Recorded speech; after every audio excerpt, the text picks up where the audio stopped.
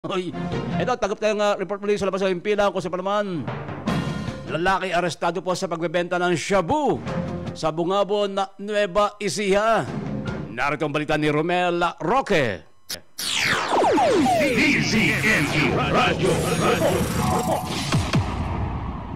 Yes, kaante.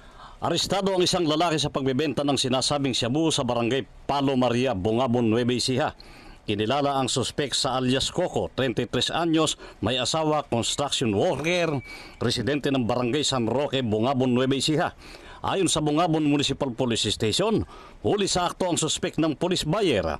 Na-recover kay Coco ang isang 500 peso bill by bus mark money. 5 sachet ng pinaniniwalaang shabu may timbang na 0.3 grams, tinatayang nagkakahalaga ng 2,040 pesos.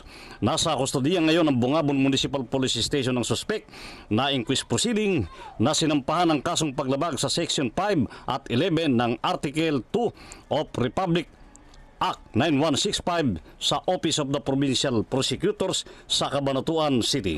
Ako si Romel Roque, nag-uulat sa Target on Air ng DCME 1530, ang Radyo TV.